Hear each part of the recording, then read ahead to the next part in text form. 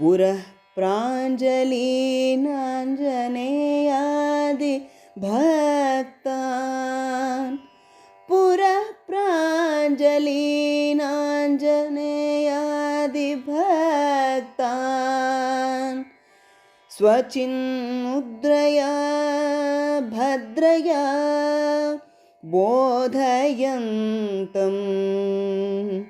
ಸ್ವಚಿನ್ಮುದ್ರಯಾ ಭದ್ರಯಾ ಬೋಧಯಂತಂ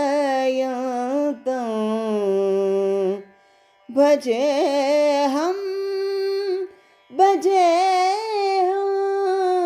ಸದಾ ರಾಮಚಂದ್ರಂ ಭಜೇಹಂ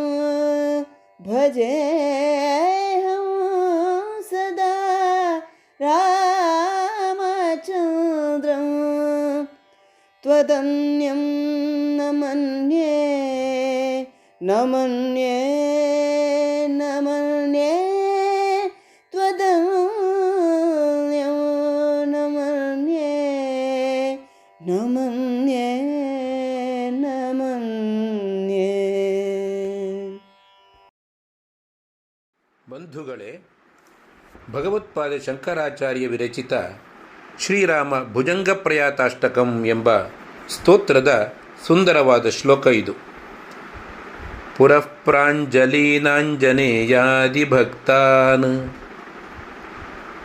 ಶ್ರೀರಾಮಚಂದ್ರನು ಗುರುವಾಗಿ, ಆಂಜನೇಯಾದಿಗಳು ಆತನ ಎದುರಿನಲ್ಲಿ ಶಿಷ್ಯರಾಗಿ ಇದ್ದುಕೊಂಡು ಶ್ರೀರಾಮನ ಉಪದೇಶವನ್ನು ಅಂಜಲಿಬದ್ಧರಾಗಿ ಕುಳಿತುಕೊಂಡು ಕೇಳಿಸಿಕೊಳ್ಳುತ್ತಿದ್ದಾರೆ.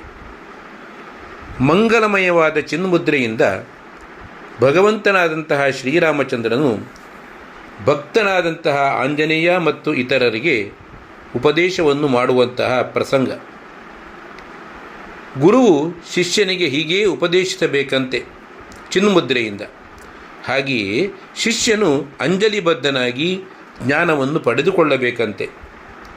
ಸೇವ್ಯ ಸೇವಕ, ಭಕ್ತ ಭಗವಂತ ಎಂಬ ಭಾವ ತಾದಾತ್ಮ್ಯವಾದಾಗ ಶಿಷ್ಯನು ಜ್ಞಾನದ ಪಾರಮ್ಯಕ್ಕೆ ತಲುಪುತ್ತಾನೆ ಎಂಬ ಸುಂದರವಾದ ಸಂದೇಶ ಇಲ್ಲಿ ಕಾಣಬಹುದು. ಭಜೇಹಂ ಸದಾ ರಾಮಚಂದ್ರಂ. ಅಂತಹ ರಾಮಚಂದ್ರನನ್ನು ನಾನು ಸದಾಕಾಲ ಭಜಿಸುತ್ತೇನೆ. ತ್ವದನ್ಯಂ ನ ಮನ್ಯೇ ನ ಮನ್ಯೇ ನ ಮನ್ಯೇ. ಅವನನ್ನಲ್ಲದೆ, ಈತನನ್ನಲ್ಲದೆ ಇನ್ನಾರನ್ನೂ ಬೇರಾರನ್ನೂ ನಾನು ಅರಿಯೇ. ನಾನು ಅರಿಯೇ. ಬೇರಾರೂ ನನಗೆ ಬೇಡ ಪ್ರಭೋ. ತ್ವಂ ಏವ ಶರಣಂ ಮಮ ರಕ್ಷಮಾಂ ರಘುಪುಂಗವ. ಮಮ ಸರ್ವಸ್ವಂ ರಾಮಃ ಕಮಲಲೋಚನಃ ಎಂಬ ಪ್ರಾರ್ಥನೆ ಇಲ್ಲಿ ಹೃದಯಂಗಮವಾಗಿದೆ. ಹರೇ ರಾಮ.